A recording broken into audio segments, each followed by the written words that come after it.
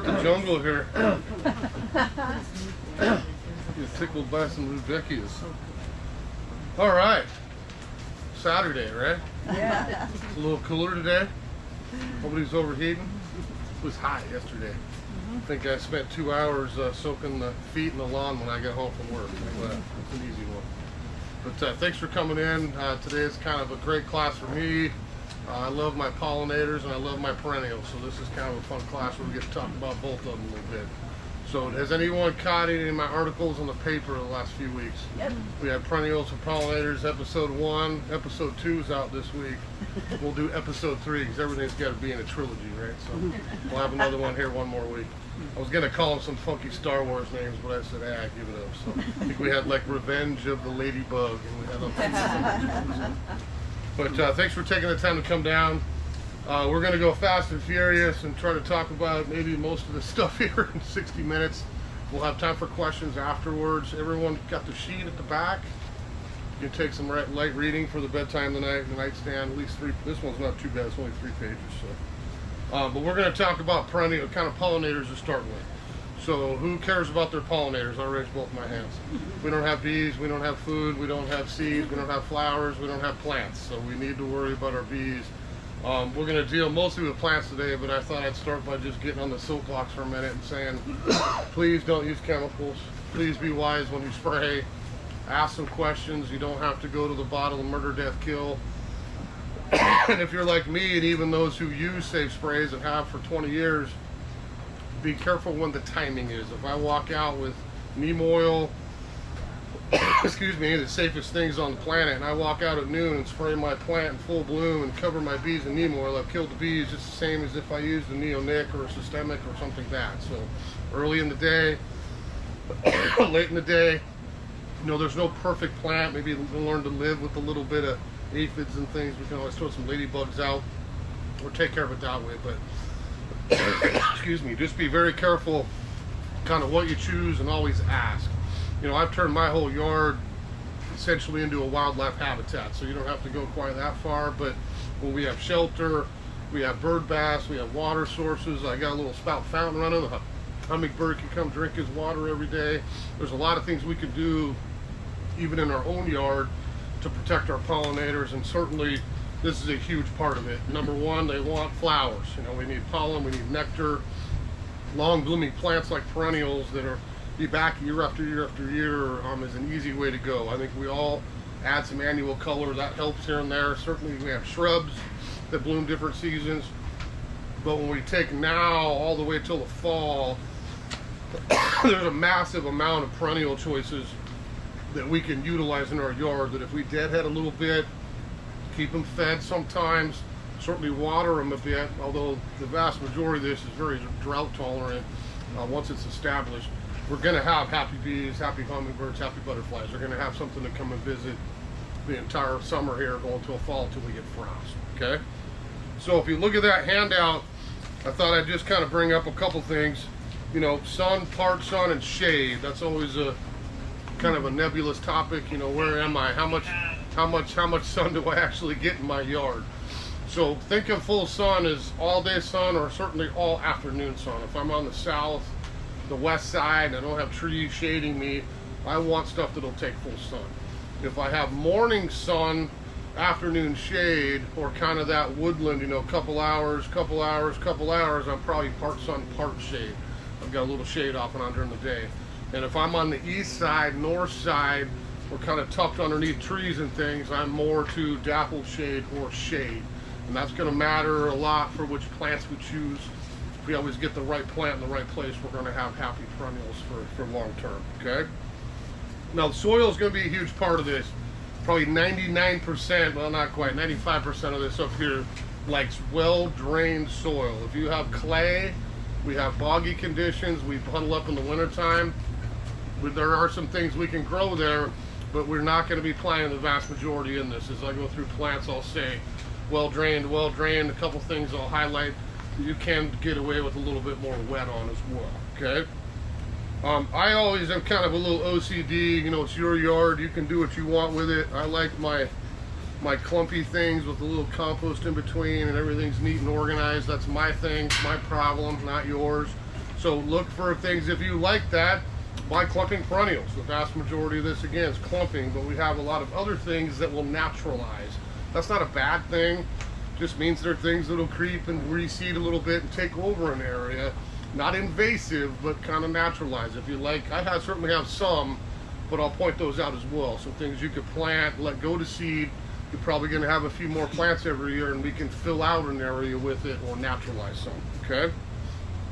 Now, I stake my dahlias, I stake my peonies, a couple things, but I don't like to look out and see stakes all over my yard. So I'm always looking for stuff that maybe it's a classic delphinium or something that's a little taller, but now we have a shorter version that I don't have to worry about breaking, flopping, or staking it every year to keep it upright. So keep in mind there are a few things that might do that. Now I mentioned deadheading a little bit, and this doesn't mean you gotta walk out every day and cut every single flower that's starting to turn brown.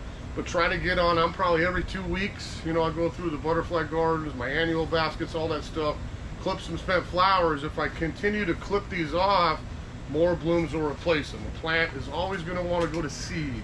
So especially the perennials, I let those first blooms dry. It may kind of say, okay, sweet, we're done for the summer. I'll sit here and hang out, put my energy into seed production, and I won't repeat bloom.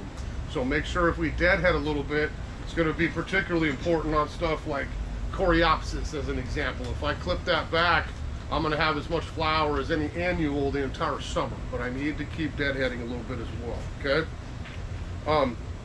Again, I'm going to show you most of the stuff up here is going to go the entire summer. Now, does anyone know that word temperennial? Kind of a made-up word, I hate to say. The nurseries made it up a few years ago. So, if you're feeling risque, I say there's some things we'll talk about temperennials. Number one on the list is salvia. Who's grown hot lips? Probably every human in this county has a hot lip salvia now, since we sell hundreds of them a year. I have that, and I also have black and blue, black and bloom. You can name 80 different names for that plant. It's all essentially the same thing. Everybody comes out with their own fancy name. Who had their salvias come back this year? I'm not going to raise my hand. You did. She got the gold star for the gardening today. So salvias are one of those plants that we would call temperennial. It's not necessarily the cold, it's usually the wet. And if I have well-drained soil, I have these come back a lot of times. You know, not this year for me.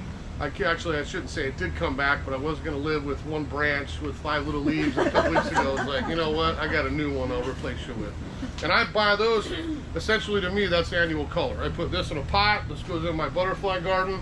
If they live, great. If not, I'm cool coming down here and getting a new one next spring, because I love the plants, the insects, the pollinators love the plants. And if they, you know, again, they come back, great. It's probably the drier winters, essentially. It's not usually a cold thing, but usually too wet thing. So salvia is an example of a temperennial. They call them like little temperate perennials, right on the hardy line, essentially. Okay. So today we're talking bees, hummingbirds, butterflies. There's a lot of other things that pollinate. I don't think anybody want to talk about bats. Probably not. Flies. Probably not. Everyone wants bees, hummingbirds, butterflies. Right, those three. So there's lots of things that pollinate, including the wind. As a side note, that's kind of a fun one when we talk about wind-pollinated plants. That happens all over too. But today it's all about the insects. We can kind of focus on that. And you'll see that last one there, the first bullet point, drought. So everybody knows we got low snowpack. It's supposed to be a little, we always have a dry summer. I think this year it's starting after the 4th of July, like it does most years here. But we'll have 2-3 months of sunny, hot weather. Drought's going to come into play long term. So if we pick the right perennial that's drought tolerant, yes, we water it to get it established. Down the road, I don't have to do very much watering to it. And that's something to really keep in mind when we're talking about rockeries, slopes, hotter areas in your yard. You don't want to go out there and water it every day. There's things down the road you could walk away from, you know, not have to irrigate much at all in the summer. We have plenty of rain the rest of the year to keep these things happy, okay? So let's do this before I go mad dash through like way too many plants here. Do we got any questions that you came with? Get a couple questions, not one. Everybody's waking up still. Should get coffee in here in the morning, right? Get coffee going. So let's just start down here with a little bit of shade first. So I brought in a couple things here that I'll show you that are kind of fun. Now, what's this big tall thing?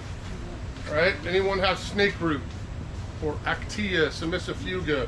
They've renamed this thing and it kills us old people because now we have to know our Latin name for it. So I still call it Semicifuga. The book says it's Actea now. But this is what we call snake root. To me, a specimen perennial. This doesn't have to be in shade. We can have this in sun if we water it. This is not a drought tolerant thing. But if I'm looking for something that's going to give me some height, some specimen height, and some sweet foliage color, I have one of these in shade. Looks like this, green with a little hint of that burgundy in it. I have one that gets most of the day sun. It's deep, dark chocolate burgundy color. Looks great foliage color. Now the blooms are just starting to come out. I'm going to have a huge white, fragrant flower. Looks like a big white snake. So if you're looking for a taller perennial, and again, that we can do shade with or a little bit of sun, either way, that may be something to give some room to grow. That would be a very substantial plant down the road.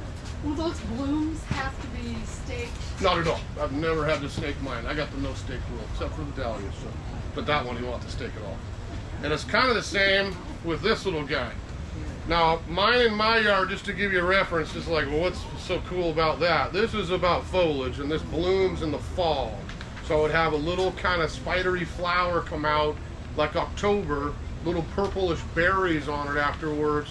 This melts to the ground and then starts over again. Right now in my yard, this month, my plant is that tall in my shade garden again, and it's about that big around. So again, I want a shrub that's a perennial. I can walk out there once a year, clean it up, throw it in the yard waste, but I got it for the foliage. The bloom is a bonus.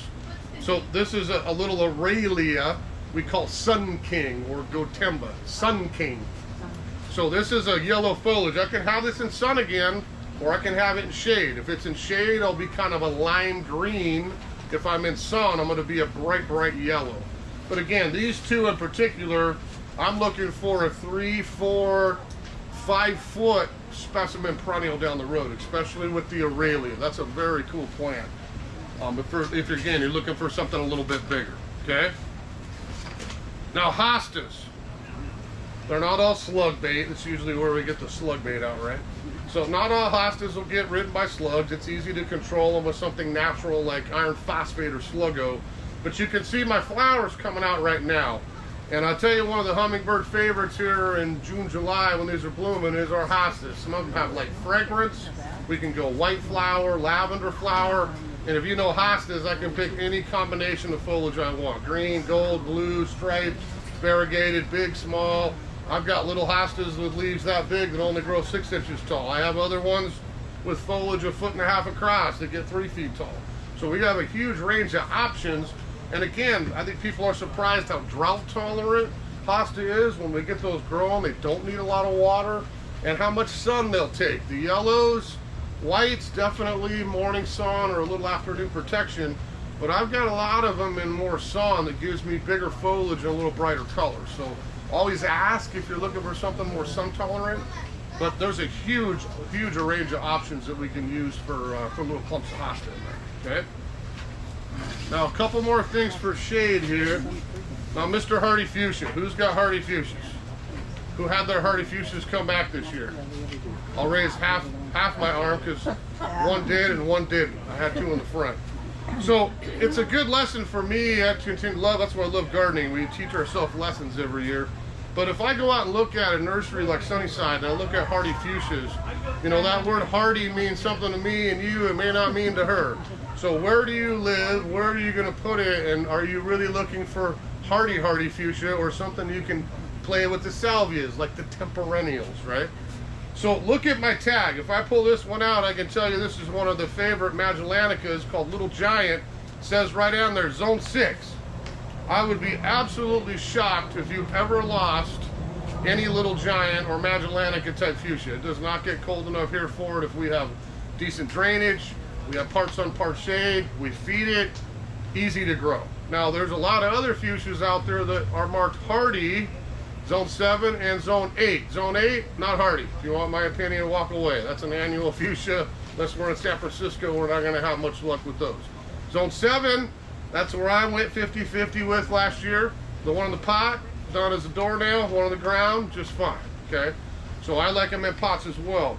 But if I want to get one that I don't ever have to mess with, and Mr. Hummingbird's going to come visit me the entire summer until frost, I'm going to look for that Zone 6 or Zone 7 on the tag. So Well, be careful when you go down there. Some of the coolest flowers, like, ooh, that's the one I want. Look at the tag, zone 8. I'm probably going to have a little less luck with having that come back, okay? Now, the other thing I would say real quick, just a tip for you on hardy fuchsia, don't ever cut them back in the fall. So walk away. Just walk away and leave them alone. You want to walk out, and it's the same actually with salvias if you're doing those in the winter. I walk out in the spring, probably first part of April, and you tell me where you want to be pruned to. I have all that old wood. I've got leaves that pop out randomly all over the plant. I can cut it down to those points or go all the way down towards the crown and let it start over again at that point. If you cut it off in the fall, I'd say that reduces your chance of having it come back by more than 50% because it just sits there, it's got no stem, and it rots on the crown. So wait till spring. Salvias would be like that, hardy fuchsias like that, cone flowers, to be honest, would be another one like that, but there's a few plants we want to just kind of let them sit for the winter and clean those up coming in spring, okay? So hardy fuchsias, I brought, these are two that I have. So there's Little Giant, and this is one called Golden Gate because I love the gold foliage, and this is the one I did in a pot, and guess what Dumb Gardner did again? I took it home, put it in a pot again 2 weeks ago, so I'll try again. So Golden Gate is one, I like the foliage color, a little bright foliage, but I also get kind of more of that annual type fuchsia flower, and that's a zone 7. And again, that one I had in the pot for probably 8 years, and it finally said, all right, that's enough. And I'm happy to go get another one. I know where to get good plants, right? If we look for a couple more for shade, so anyone got a Stilbees? So now this is one that's a little bit different than some of the stuff we've talked about. Now, I can have more wet with the Stilbee. I'm not as worried about super great drainage. Those take some more water. In fact, they do need to be watered. They're not drought tolerant at all. But that's something I can mass, different color flowers, whites, pinks, reds, lavenders, purples. There's even dark foliage ones. And I can have that again in shade or sun. The ideal spot to me for a Stilbees would be morning sun, afternoon shade. I don't have to worry about the water as much. Have nice healthy clumps of foliage. But I do get the flowers. This one's not going to repeat bloom, but I'd have a really nice flower display here late spring through about midsummer. So you're seeing the Stilbees coming into bloom here right now. So that's a Stilbee. You see the one in the corner here. So this is a Ligularia. Is anyone growing those? So there's a lot of varieties of Ligularia, and I've got some with huge foliage. I've got other dark ones that have tiny foliage that are much smaller. But that's a plant, again, that we can take more wet, which is a good thing sometimes for folks. And again, I can go the shade, the part sun. This will get, the flower buds are just coming out, but I would get a tall stalk out of there that opens into kind of an orangey yellow, a little daisy flower, little stalks on there, kind of pretty in the summertime. Mine's about ready to bloom in my yard too. So that one, we keep the slugs off it. That's one the slugs like for sure. Put a little slug bait around there in the spring, and I've had great luck with it this year again. But I would have some really nice foliage, and again, I can take some more wet. That's kind of a benefit with some of the Ligularias, okay? Get all the shade here. Oh, two more. So this is new last year. Is anyone growing the Pulimonians or the Jacob's ladders? So that is a cool plant. This isn't in bloom yet because we just cut them back. Mine's on its second bloom already. I bought 3 of these last year when they came out. So I would buy that just for the leaf. That's a really attractive little foliage. Take shade, use it on the border, but this will get a blue flower stalk in it. I've already bloomed once. I just cut mine back this week, and I'll get another bloom set coming out here for the summertime. But so this is one called Golden Feathers. It's a little Jacob's ladder, yeah, called Golden Feathers. And there's some other great classic Jacob's ladders as well. I love yellow myself, so anything yellow variegation I'm kind of drawn to. But I was surprised. I said, you know, I always use my yard as half a test garden. Came out last fall, took 3 home, popped them in the ground. I had a little open shade border. I wanted to try something new. And I was surprised this winter how cold we got. Mine didn't even die back. So I had that foliage all through the winter. I think I had to walk out in March and cut like 3 little brown stalks out of it, and it was already 1.5 feet tall, 1.5 feet across. So I'm pretty hardy. I don't know if I'd say evergreen every year, but it certainly was for me last year, and I'm gonna see how it does again this winter. But I like it for the foliage. The bloom is a great bonus too. So nice bloom on that. I think the last one will be something for a little later in the fall. So anybody doing saxifrages? So this is a great little perennial. This is one from Mr. Hinckley. This is Pink Elf or Berry Bright. This is Pink Elf. So that's got sweet foliage. That melts to nothing in the winter. It's not evergreen. Mine has been in the ground now 10 years. I have 3 of these in a deep, dark shade garden. They don't need much light at all. But it grows out, looks like this all summer. Then in late September, October, I get full flower. So this is one that blooms really late in the season. I like the little pop of color kind of with the fall. So mine's underneath the big witch hazel tree, and literally every year like clockwork, I got orange and yellow foliage on the ground from the witch hazel tree. This dark leaf up with all my big bright pink flowers out. Really nice little combination I like for the kind of to say winter's coming here pretty quick, right? So there's a few shade goodies here, and I'm going to show you a couple of evergreens next. Now anyone knows me and knows I have heucheritis. That's the addiction to all things heuchera. I have this one now as well, but I have way too many of these. You don't have to have as many as I do, because you can come borrow some. But I thought I just brought this one in to show you, because this to me is what heuchera breeding is all about. Look at that flower color. So heuchera was always great foliage and kind of like, the flower was hit or miss, you know, not very bright. Hummingbirds always love them. The bees love them, which is a great thing. But it never had much color. They were always super, super light. Well, now we can get these combinations like this is Black Forest Cake. That sounds delicious. But I've got dark foliage with that nice cranberry flower, much nicer flower that's gonna pop in the yard. So again, deadheading. If I pull these stalks off as they bloom, more keep coming up almost year round. I mean, heuchera will skip the winter, but I've got from spring all the way till frost, I've got continuous flower if I deadhead these a little bit. So if we snip them out, the whole bloom stalk, as they dry, they won't go to seed, then I can keep the blooms coming all season, okay? Hardy? Super, super hardy. Yeah, I left these out kind of as a demo. This was a newer one. So I have those 2 exact pots from the same grower that just sat out in my garden. I didn't even plant them last fall because I wanted to see how they'd survive the winter. Full foliage, they're full bloom, now they're going in the ground. There's my test garden for last winter.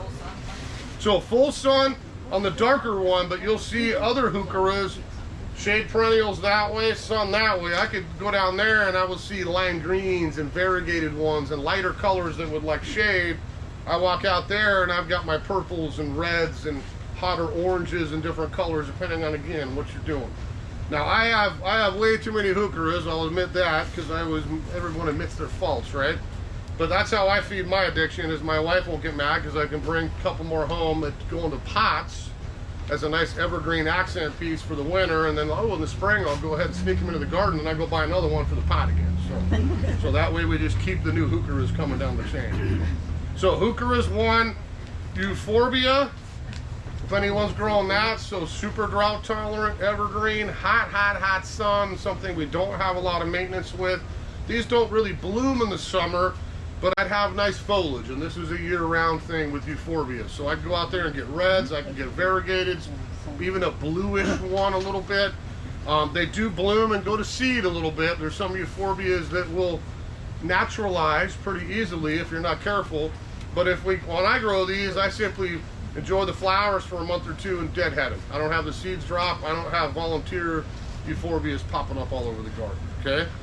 And last one for evergreen we'll do is lavender, and I think I brought up 2 just to show you. Now lavender, I don't have terrible accent, so I won't try to do the French, definitely not the English, and I'm definitely not going to do Spanish. So we've got those main 3 kinds of lavender. Now, who's growing Spanish lavender? Anybody? Ever have it come back? Not much? It's trying. So that would be my advice to you. If you're out looking at lavenders, don't make life complicated. Spanish lavender hates wet winters, and that is always going to be a zone 7, zone 8 lavender. If you're doing Spanish, I see them around. It's not like I'm going to tell you can't grow them here, but if you're trying to choose something easy, get French, get English. You're just not going to have any issue with cold. They take a lot more wet. They're way easier to grow. They don't have that cute little rabbit ear at the top of the bloom, which is why everybody buys them. It's a little different flower, but the other lavender is much, much easier to grow, okay? So these are both English. You can see lavender evergreen, aromatic, you know, got great smell. I can harvest the bloom. They're deer-proof, rabbit-proof. We can go on with the things of lavender. The problem with lavender is people don't prune it. So if you don't want wood and a little frosting of foliage on top, cut them back. Coming out of winter, lightly prune. We bloom. Cut them back again. We get another bloom. We cut them back again. If you cut back your lavender, we always laugh because we call it sequim, right? No, squim, I'm just kidding. I'm from here, so I say it right. So we go over to the Lavender Festival, and that's what we have. You know, 50-year-old pincushions that are that tall, just covered in flower for harvesting. I think that's what everybody wants in their yard, but that is pruning, pruning, and more pruning.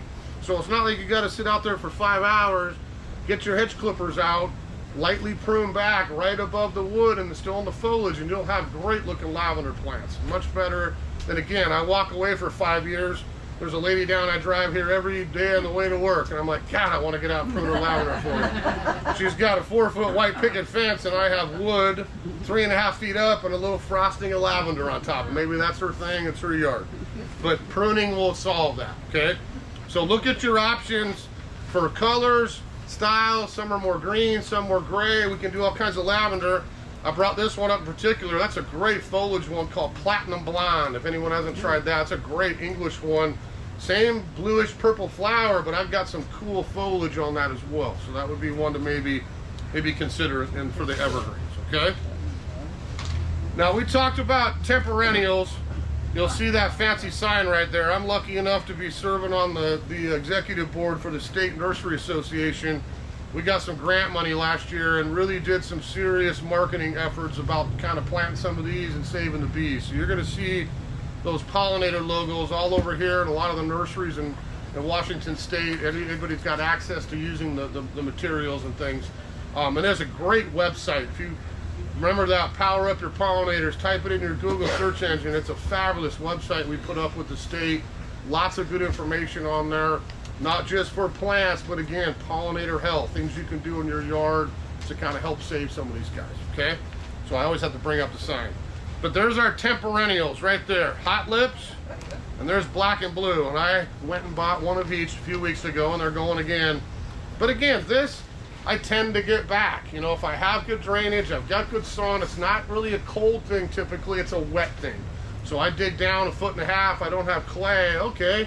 I get a salvia going in there and have really good luck long term. If I dig down 6 inches in a hard pan, that is not where I'm going to put a salvia. I'm going to go choose something else or really get that garden soil broken up and some compost in there as well, okay?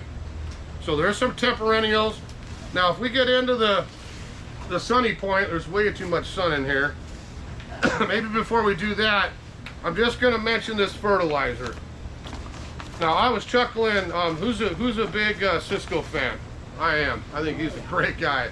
I had a chance to hang out with him at Sorticulture. We've been chatting a little bit after hours. I'm going to go down and see his garden here one of these days. He's invited me down, so that'll be a highlight of life right there. But I was laughing because we see Evening Magazine. I think he still does little quick 1.5 minute little tutorials on there. And last week I'm like, I didn't know why I never said it so easy because that's exactly what I do at my yard. He's like, you want to know the best fertilizer? Take alfalfa meal and that organic rose food, mix it in a bucket 50-50, and he puts it on everything. I was like, well, that's the same thing I've done for all these years. So I hardly ever bring this in because I don't think people have discovered the benefits of alfalfa meal, but it's a wonderful organic fertilizer with all kinds of extra proteins and hormones and this and that. You're going to see stuff go crazy. I always use it on my roses, and I thought a few years ago, put it on everything because it really doesn't hurt anything at all. So if we're talking about maintenance and feeding, I don't go out with liquid food. I don't use Miracle Grow. I don't want any of that stuff. I just want something natural, organic, that keeps things healthy and keeps them blooming. And that's my 3 right there. The same 3 things in my garage. Alfalfa, rose and flower. And if I really want to kick in the flower, I go Ultra Bloom. That has no nitrogen in it at all. This is all about bud and bloom, okay? So when I planted my containers, that's in the soil. Plant my dahlias, that's in the soil. All the stuff as I put it in gets that once. Now I'm trying to go back and repeat that about every 4 to 6 weeks during the season and really keep things blooming nicely for the bees and everybody, okay? So there's my fertilizer soapbox right there. We'll go back to the plants. See how we're going? We're making this easy. We're just going right across the table, right? So if we start, let me see if we can do this logically. Is everyone taking notes? Do you want me to start with the A's? I could go like, let's try to follow that. We'll try to do something organized here today. So if I look at that sun, the summer blooming for sun, right? So Agastache, Agastache, Hyssop, Hummingbird Mint, that one's got way too many names. But let's just start with that. So that's this little guy. Got great smell. That's got fabulous foliage, excellent blooms. This is one I use a lot in pots and the ground. This to me is like an annual in a perennial's body. So I have flowers here a couple weeks ago all the way till frost. If I take a minute and deadhead these stalks as they come, I've got ever blooming hyssop for the entire summer till frost. So super drought tolerant, super heat tolerant. The hummingbird, I looked out my window last night, was sitting on my red one in my butterfly garden, just working his magic, getting some nectar before he went to bed. So this is one they will find for sure. You're gonna see a whole bunch of different hyssops out there. It doesn't have to be, I'm an orangey red, kind of purple, yellow lover. It doesn't, you can get pinks, you can get all kinds of colors out there. So there's a lot of options. Look at your heights. I brought one more in here if I can find it. It's in the sea here somewhere. I'll find it when we're down. Oh, right next to it. I didn't look the other way. So this is one here, I might be like 12, 15 inches tall. Here's one here, be 2.5, 3 feet. You know, I want a little more bang. So I can pick different hyssops. I'm always gonna get long bloom, but I can kind of work my heights. Do I want it on the border, which is where I tend to put mine? Do I want it back in the perennial garden with something low in front of it? Look at your heights, look at your colors. I guarantee you can find a cool hyssop back there that'll make anybody happy, okay? See, I didn't bring in... edible and tea, so. What's that? They're teas too. So I see, I didn't bring in Alstroemeria. You can ask me about some of this after. Asclepius, we've really been struggling to find. That's a common email, a really common question. I need something to feed my butterflies. Okay, well, Asclepius will do that, the flower, but it's not, I think it's not what everybody thinks it is up here. We do not have monarch butterflies in Western Washington, unless I've seen one in my life, and he got way out of whack on the radar. So he flew off his pattern and was like, what are you doing here? It's not ever gonna, well, maybe someday with global warming it'll change. But the flower will help our tiger swallowtails, all of our native butterflies. The flower is still huge nectar rich, but the reason I think people keep asking for Asclepius is because they think it's butterfly food. It is only food for the monarch larvae. When they're pupating, they want to eat the leaves, re-energize themselves, and they hatch and off they go to the next generation kind of thing. So it's a good plant to buy. There's plenty of hardy ones. Again, they're drought tolerant, full sun, they bloom a long time, but it's not the ultimate. I think there's well, I should say way better. There's a plenty of better choices, I think, if you're looking to feed your butterflies, frankly, than Asclepius. We do have some. We have some more coming in next week, but kind of keep an eye. A lot of the Asclepius, I think the people ask for would not be hardy up here. You know, there's a lot of them that are not hardy. The ones we get are, so we try to keep the hardier ones back there. Asters are just starting to do their thing. Can you see the little, I think this is Monch. Well, that's the new Kickin'. They got dumb names for plants these days. So that's Kickin' Pink. I don't know, it's kind of purple to me, but. So asters are one, again, if I have sun, I have good drainage, I do a little bit of snipping on the flowers, that's a great summer to fall bloomer. You're gonna see more and more asters start to come in here as we go into summer. Well, that's not even something we're able to access in spring to late spring. They're just starting. That's the first one to show up here last week, and they'll keep coming in here as we go through the summer, okay? What else? Cone flowers. So I brought a couple in. This has been the latest I've ever seen for cone flowers. We have really struggled to find anything with any kind of bud or color. They were really got late this year. It's the same in my yard. I brought a couple in. We just got a bunch this week, and there'll be more and more all summer. But you can see cone flower. Here's a couple. Kind of show you some pinks and oranges, yellows. I can pick almost any color I want. But again, it's maybe not the longest blooming till fall, but the flowers last quite a while. They're great for butterflies with that flat surface, the bees, drought tolerant, and there's so many. I mean, I bet you out there here in a month we would have 25, 30 different cone flowers in inventory. You could really pick kind of high, tall, short, any color you want in the rainbow. But look at your options, because there are some, If you're looking for height, you know, that'll get bigger. There's other ones that'll stay much smaller. I use a lot of the Sombrero series, which is still out and about. You know, you're talking about a plant that's only that tall that blooms most of the summer. Other ones, I might be up to 2.5, 3 feet. So we can kind of pick our heights with different varieties of coneflowers, okay? I bought a couple of yellow and orange ones from Yep. you guys, and they died and never came back. I never came back. So the issue I'm hearing with people is that, and I don't know, most of the ones I've heard from people, they didn't say came back in my yard, and I don't know what the difference is. I know I've got good drainage, that would be number one. But number two, I would never clean these up in the fall. I was beyond OCD in November, and everything was cut to the ground and raked up and tidied, and there was nothing left, and it was pristine for the winter. I still do that in some places, but the whole yard doesn't have to be like that. That is one plant, talking to growers and other people, I would not cut back in the fall. We leave that, cut it back, it collects water, and a lot of time rots the crown. So wet winter here again, that's the culprit. It's usually wet. It's not a cold thing. Coneflowers go down way below zero, so it's never a cold thing, it's probably a wet thing. I would check my drainage for sure if I'm struggling, and I would walk away in the fall. Wait till 1st of March, then I can go out there, tidy it up. If I need to, put a little slug bait around the crown, and off we go for another season kind of thing, okay? So there's some probably that are a little touchier than others, and you can ask our staff. I've tried a few of the Prima series, seems to be one I hear from a lot of people.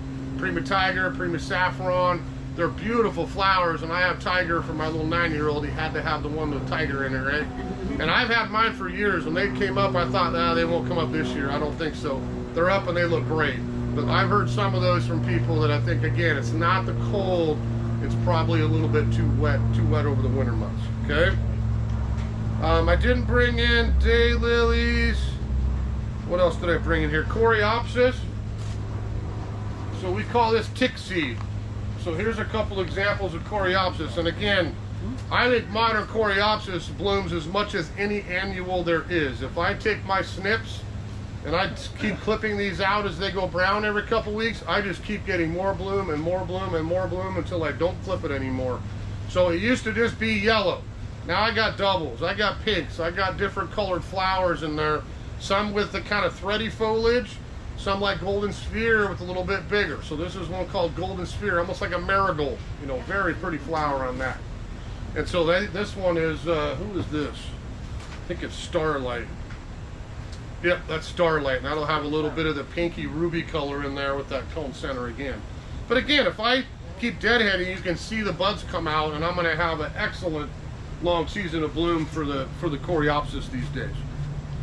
Daylilies, I don't think I brought one in, but I think everybody knows daylilies. You know, flowers come out, clumps, kind of grassy foliage. There's certainly spots in the garden for those. Delphiniums. See, I think this is Aurora. No, now this is Delgenius, the new one. Another dumb name. But, you know, delphiniums again, you know, back when my grandmother and my mother were helping her in the garden, you know, we always had a big, tall delphinium that had to be staked or it just broke off, you know, at some point in the spring rain. So these new stuff, much more compact, and again, if I deadhead, I'll have side blooms and I'll keep blooming over the summer versus that one big tall stock. So this is, again, a little late this year. These just started coming in now. That usually would give me a nice flower power like mid-May into mid-July, late July kind of time frame. Great little cottage garden one for the sun again. Are they fussy too? Because I've had those and they die on me. They did? No, again, it's just the drainage. It's never a cold thing, because that's not the only thing. Again, I started with those that were temperennial, and those I'm cool signing up one way or the other. The rest of this stuff, if I had good drainage, we should be okay. You'll see Gaillardia. Now, anybody growing blanket flowers? Oh yeah. So this is one of my faves, and this is the one I broke my OCD pattern with, because these do spread some. But there's a couple of little wildflowers, the Gaillardias. A lot of hot oranges, reds, doubles, singles, very cool flowers, you know, multiple bloom. So that would be a super hardy again. It's not, you know, when I say the word Arizona, everyone thinks, oh, that's not going to live here. Super hardy, you know, down there 20, 30 below zero, it's the wet. If we have good drainage, we always have those come back. Now that's one I grew. I have those in probably 10 different places all over in different areas of my garden. Slope in the sun, little border plant in the butterfly garden. Again, it's blooming like an annual would. As these flowers spend, I get a beautiful little soft little fuzzy seed ball on there. And if I walk out in deadhead here for the next couple months until we get to late summer, I keep getting more flowers all the way till frost.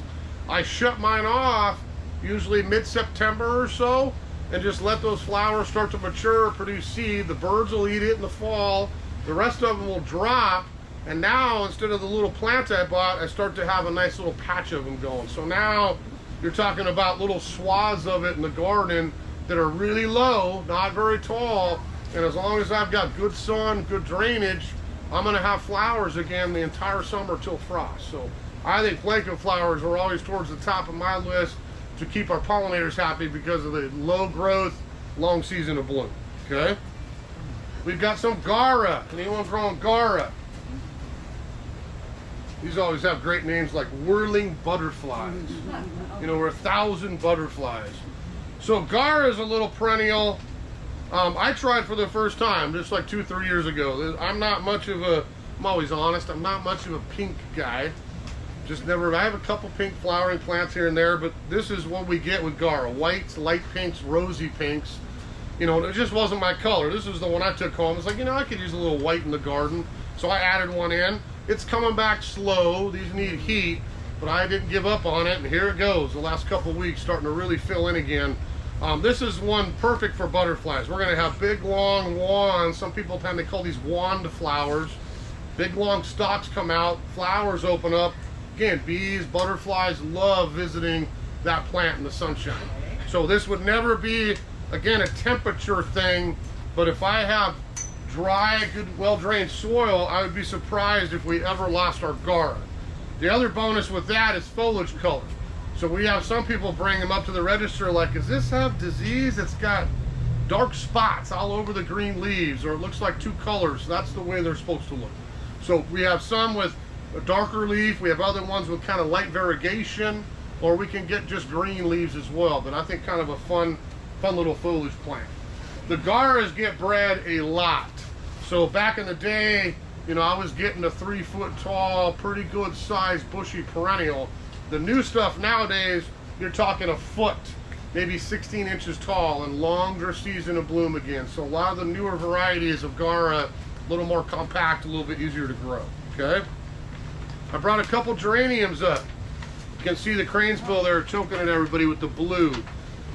So that's one, again, if I have part sun, part shade, or sun that I could let naturalize a little bit, it's not gonna run and spread and re-root. But if you've had geraniums, you know what I mean. I got a clump and I come back 3 months later and it might be 4 or 5 feet across and cover up some area. So that's a great space eater that would bloom time and time again. A lot of whites, pinks, a lot of blues sell out of here, the blues and the lavenders. But I think this is Roseanne or either Johnson's blue. They're very close. But that's one. Here's a brand new one. I'm gonna take one home and try. It's got a terrible name. Guess what the name of that is? If I gave you a million guesses, you would never guess. That's called Huggy Bear. You tell me. I'm not sure what that has to do with Huggy Bear, but it sounds fun, right? So the difference with this, I'm gonna have a little bit lighter color blue flower, but now I add some foliage color in there. If I can keep the damn rabbits from eating them again, I'm gonna put 3 of those in the same place I had my last ones, roll the dice and see if I can get Mr. Rabbit away from him this time. So rabbits do like their geraniums. But that just came in. That's a pretty cool foliage color. Kind of, again, a new variety of kind of a traditional perennial we do. So we got a few more. Goldenrod.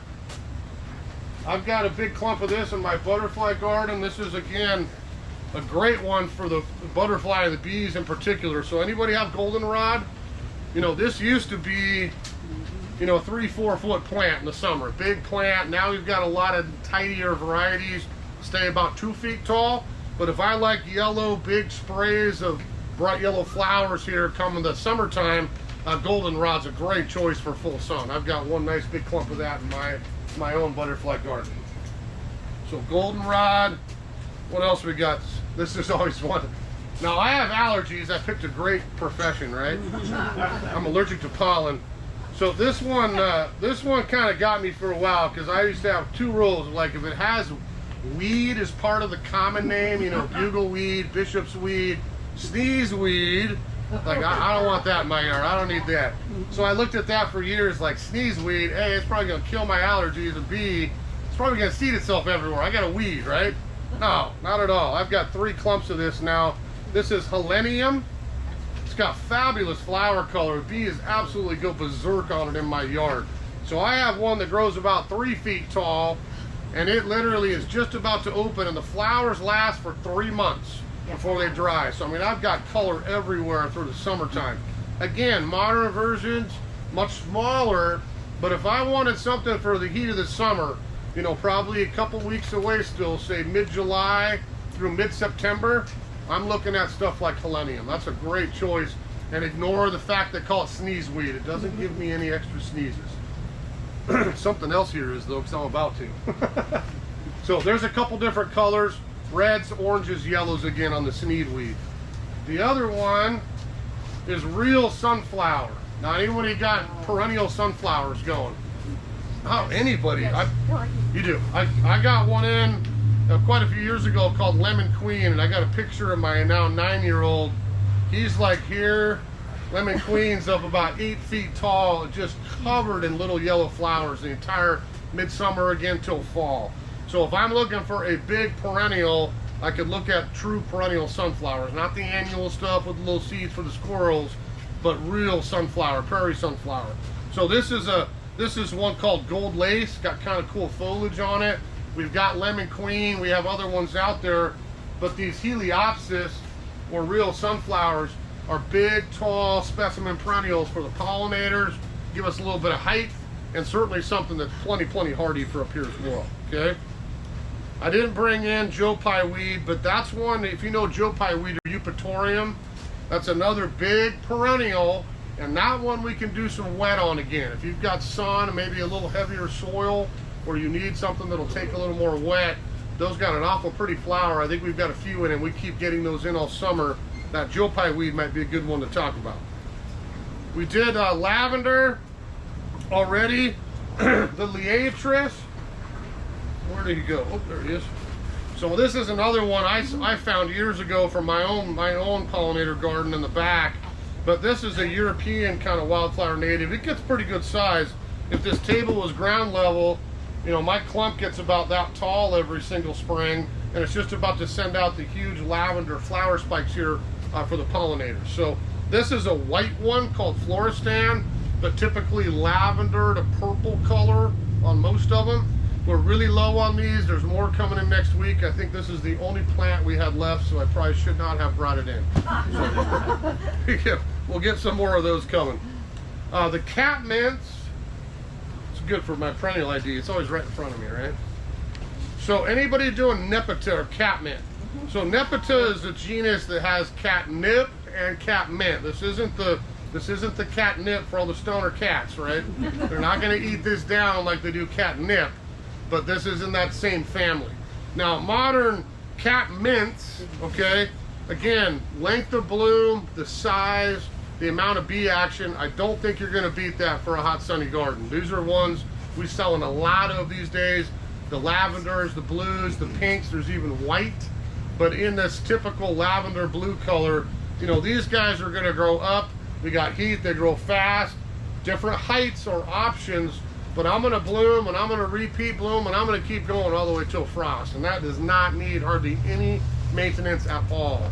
So a little bit of herby smell, again, great with the rabbits, the deer, all the creatures that kind of come in and do a little pruning for us.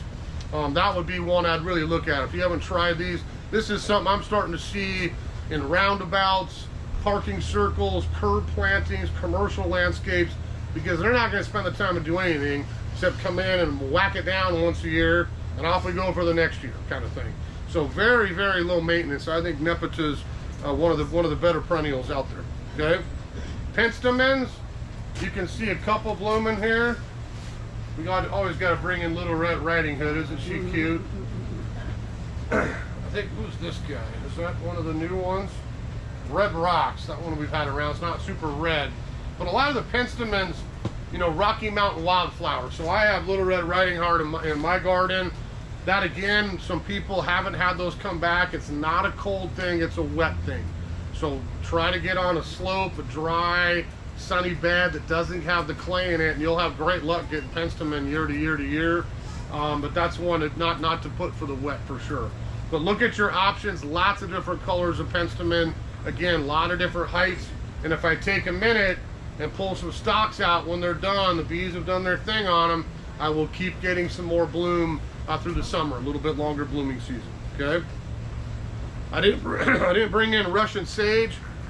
That's again a bigger, shrubbier perennial. If I have hot, dry, drought tolerant, that's got some pretty cool foliage and always a really nice blue flower in the summertime. It used to be as big as me. Now we've got a lot of options that are down there more like waist level, so we don't have to have a huge Russian sage, but something a little tidier, okay? Plumbago, we just got ours in. That's one I just added to my yard last year.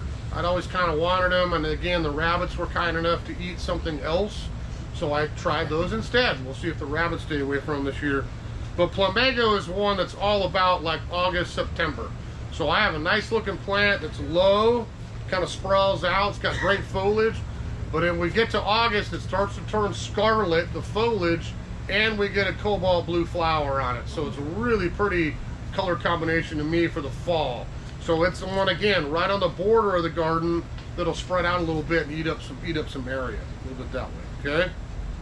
We finally got, same thing, really late this year.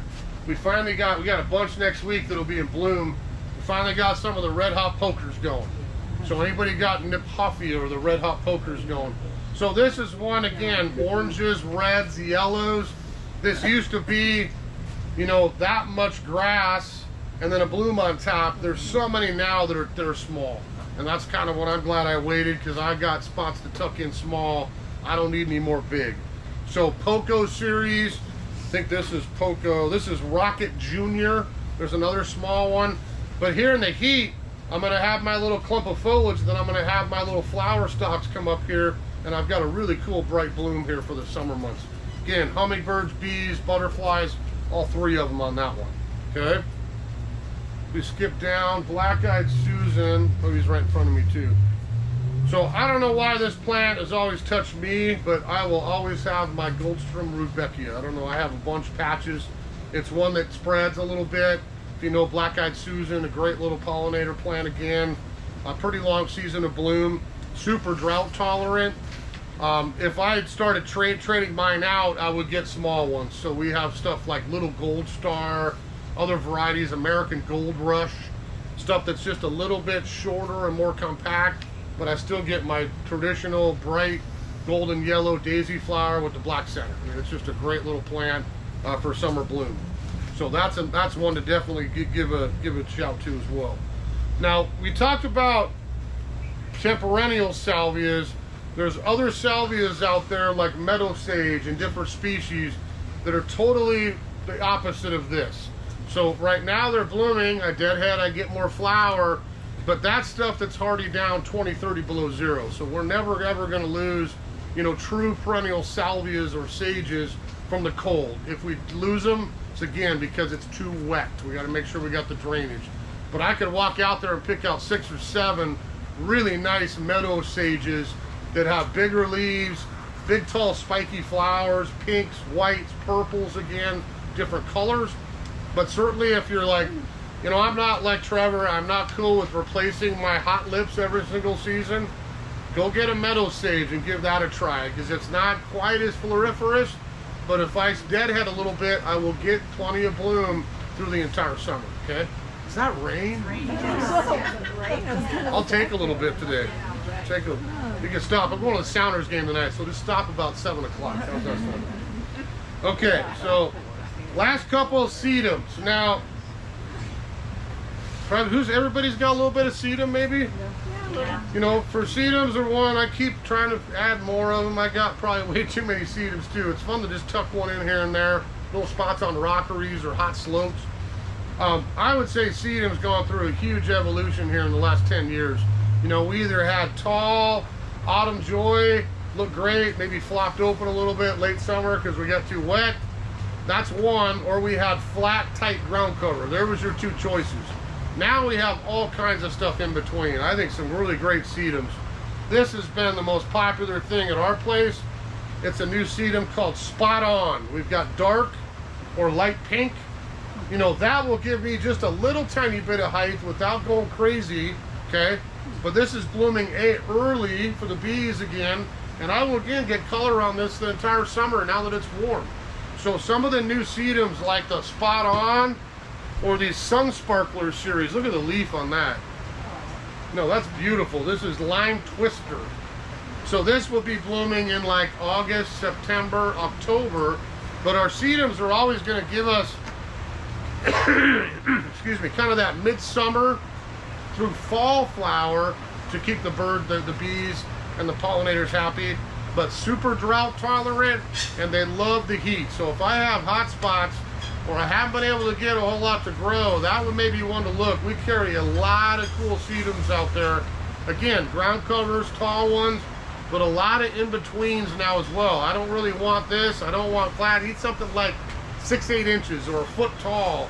There's plenty of choices out there for cool sedums now, and all different foliage colors and all different bloom colors as well. Okay, the yarrow, we're down to the last two here. So this is yarrow here, everyone can see that, or achillea. So I can do any color in the rainbow on this. I've seen whites, yellows, this terracotta color. We can go purple, rose, pretty much any color yarrow. And that is the quintessential butterfly flower. They're looking for something big and flat they can come in, land on, have some nectar, and fly off to the next plant. So I've added those in my garden for that specific purpose. The bees love it, sure, but it does attract butterflies maybe a little bit more than some other ones. Again, you don't have to go with that color, but look at your different achilleas. They kind of got cool little ferny foliage clumps, and then our little flowers on top of there. And there's older ones a little taller, shorter ones a little bit smaller. So we can do kind of either way with the height on those as well. Now the last one there, because I always like to see, you know, we have everything from A to Z, right? There's not all the plants start with Z. So I always have to put Zauschneria on there. I'm out of them right now. We'll have some more coming in, but that's one to mark your, if you want to try something cool. I got some of these years ago, and I've let them just cover a little bank right on my driveway. It's baking hot. I hardly ever water there. And they've excuse me, they've naturalized into a beautiful little patch on the side of the driveway there. So this is a short, little grayish foliage, and they call these California fuchsias. So it's not, again, a temperature hardiness thing. It's a wet. If we have good drainage, you're always going to have your Zauschneria back. Mine's naturalized. It's popping up all over this bank with new stems every year. I've probably had it about 10 years now. But I love coming home and seeing the carpet of orange, you know, all summer. Hummingbirds going crazy on it. If it gets too wet, you'll probably rot it out. But that's something they would find down in the higher mountains and down in Northern California growing as a wildflower. As long as we don't water it too much and we keep it in something well drained. I think one of the better perennials, again, for a long season of bloom that most people don't utilize probably at this point. So we can do some pink on that, but you'll probably see scarlets and oranges mainly in here pretty quick again. And then we do end up coming up with kind of a dark pink one as well on occasion too. So Zauschneria would be one for the wish list. We'll get them again here pretty quick. All right. So I think we kind of saw, get everything on here. Is that all those plants? How do we do? Look at that, 1 hour on the nose. I'm glad I didn't pick one more or one less. So today for the class, I appreciate everybody coming down again. Hopefully you'll kind of go home, kind of look in the garage and say, what am I using to spray in my yard? And maybe make some choices for the long term. Like, you know what, I'm going to use this up and get something different next time. I'm telling you, you don't have to use chemical. We use none of it here. Our plants stay pretty clean and healthy here. I use neem oil exclusively at the nursery anymore for spraying, including our roses. And this is the way it's been at my house for 20 years. There are some bugs you're going to battle with, or disease, that maybe we have to get something different that's natural. But there's a lot of great spray choices. You can keep your pollinators safe, not have to worry about the pets, the birds, the wildlife, and you, and have a pretty natural, organic style garden going, okay? So if you want to do some shopping, it looks like we got a little rain to help you wander in. All the perennials for you guys are 20% off. So that starts today. You got till Friday. Just tell me you're at the class at the register. They hit a little magic button and you got 20% off all your perennials that you want to grab. Shade, sun, stuff I brought in, stuff I didn't have room for. You can get any of it in the perennial department. Like I said, if you go shopping, everything outside on this side underneath the shade cloth is all of our shade area. You'll see a huge selection of hardy fuchsias and a lot of the stuff for summer. If I walk straight out that door, you're gonna see stuff organized by height and what it's for. This class, there's like 2 or 3 tables in the middle that literally say hummingbirds, butterflies, and those are the tables especially for that. But keep in mind, sedums, a lot of these other plants aren't on that table. They're with the low or the drought tolerant or the high or whatever. And look on the tag. The labels these days are unbelievable for plants. If I look at that one from hyssop right there, I got the bottom. Loves bees, love hummingbirds, love butterflies. Deer doesn't like me, and if I cut and snip my flowers, I bloom the entire summer. I mean, that tells you everything you need to know on that tag right there. So look at your tags. It's a great way to go, and check the zones. Out there, besides the salvias, again, everything's gonna be plenty hardy as long as we've got good drainage. The one thing in the shade area, again, check your hardy fuchsia zones. Maybe put the zone 8 back on the table and stick with the 7 or a 6, and you won't have to worry about it in the wintertime. Okay? All right, so we got any questions? Thanks for coming again. Yes? So I realize variety is the key, but are there any particular flower shapes and things like that that you would recommend for pollinators? Well, typically, that's a great question. She asked about flower shapes.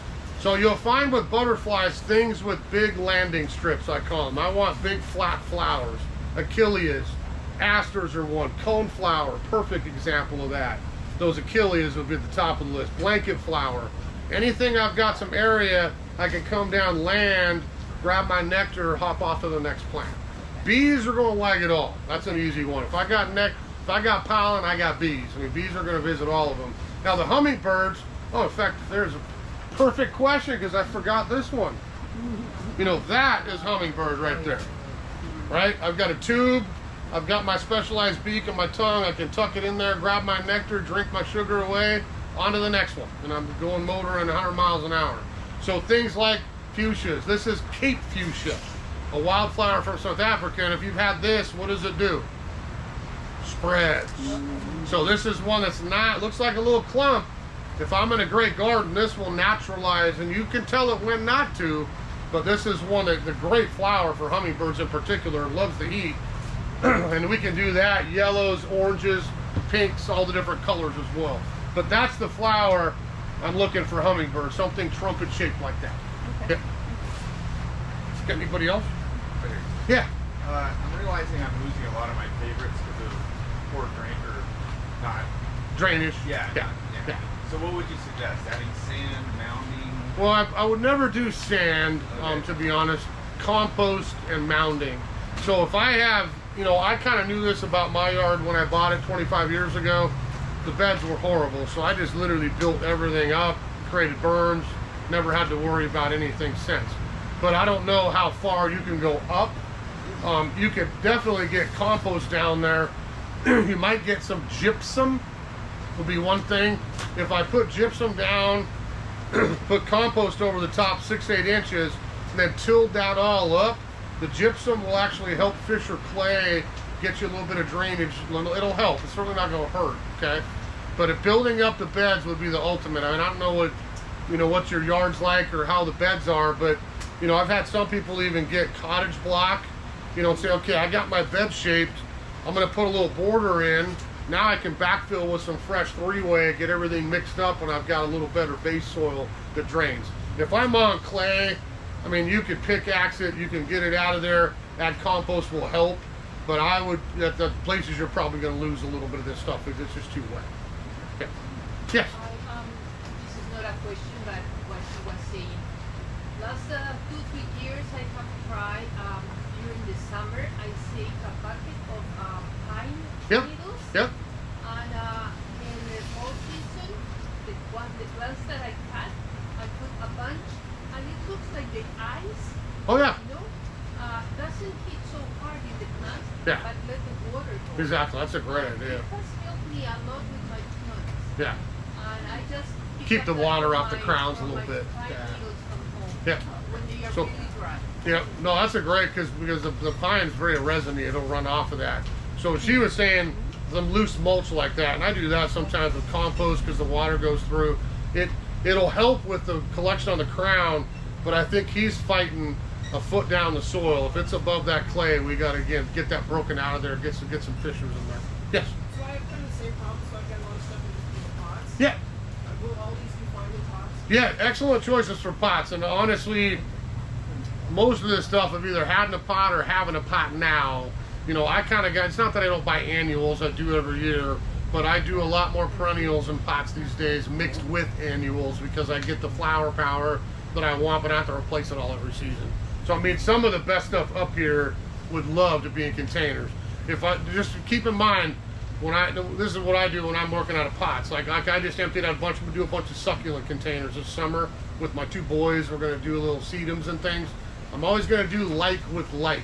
The mistake to me I see with some people with containers, I'll put this black and blue salvia in as a centerpiece, and then I'll buy some other cool filler plants that need to be watered all the time. When that doesn't, salvia struggles, everything else thrives. So just make sure we get kind of like with like, and that way you take care of all the same. Yeah. Yeah.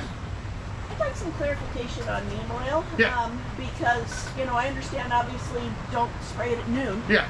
But if you spray it in the morning, but the bees are going to come out, Yeah. and what if it's still on there, and then at night they're sleeping, Yeah, so... you're still not getting it on the bee. The neem oil is not toxic to anything. Once it's on there and dries, I'm good to go. But if I go out there when the bees are active and I get neem oil on the bee, butterfly, anything, then I'm going to douse it with this perish. Okay. Yeah, so you're okay. It's always early or late. I don't care either way, but I just kind of always try to do it really early, or again, wait till last night could have been like 9:30. It was the solstice day, so nice and late sunshine. So again, do it really early morning, late at night. Okay. And ideally, you know, that's what I try to do here. You know, I sprayed neem oil on our roses about every 2 weeks for 3 months. Anticipate, okay, now they're starting to bloom. I can walk away for a few weeks here, let them on their own, and when I deadhead, okay, now I can go back and spray it again. You know, you kind of do it that way. Okay. Yeah. Yes. Have you ever used neem bean meal as a dressing around? We do a little bit of that sometimes for soil and houseplants. I've never used it in the garden per se. It's always been neem oil spray, but that would help things in the soil a little bit. Soil creatures as well. Yeah, neem is just what doesn't know? Neem is just an extract from the neem tree. It doesn't grow here, but it's been found to pretty much repel or kill most anything. Soil insects, flying insects, all the above. That's why it's kind of the crave these days for organic gardeners. There's no chemical in there at all. Yeah. Yeah. Using seed grow, Yeah. would seed grow be the same as rose and flower food mixed with the alfalfa? It's different. I'm not going to say one's better or worse. The sea grow is going to pump on. It's like a hybrid of water soluble. Think of it like Miracle Grow with organic goodies in it. So it's got a little bit of everything, and I use it on my baskets, my window boxes, my planters, dahlias, all that. I don't put it on my perennials typically. I'm going to go more for the organic granular style. Do it less often that way too. Yeah, it's not going to hurt anything. Don't put it on your edible stuff. Yeah, don't do it on edibles. That's the one thing we put it on there. Don't use this on your vegetables, your berries, your fruit. But anything I want more flower on, it's a great option for fertilizer. Yeah, it's way better than Miracle Grow. I hate to even say that word with seed grow. It's way better than that. But it's basically synthetic with kelp meal and seaweed extract and all kinds of other organic goodies in there as well. Yeah. Did the oil work on tent caterpillars? Oil's not the best for tent caterpillars, but there's other organic things that are. BT is the way to go. They call it BT. So it's a natural bacteria. It kills all caterpillars and doesn't hurt anything else in the yard. So again, if you got caterpillar issues, it's BT. Neem oil is the second one. The third one, if we're talking in organic solutions, is get that Captain Jack's Dead Bug Brew. It's got a fun name. But that's got spinosad or spinosad in it. Those three products right there would take care of 99% of any insect you would ever have on any plant anywhere, including the house, the garden, the veggies, all the above. And all three of those would be totally natural. Yeah. You know, do you remember that Captain Jack's dead bug balloon? Sounds funny. It's got the guy on the label with the big straw hat. He looks like he's on vacation in Jamaica. All right. Well, thanks for coming in. I think I don't mind a little rain. I guess we've been tired. We got a little sun for a few days, and now we're back to a little rain today, tomorrow. But if you, like I said, you want to do some shopping, don't forget the 20% off. It goes all the way through Friday. And just tell the cashier if it's today or Monday or whenever you make it back, just tell her you're at the class to make sure you get your 20% off. Okay? All right. Thanks for coming. Yeah.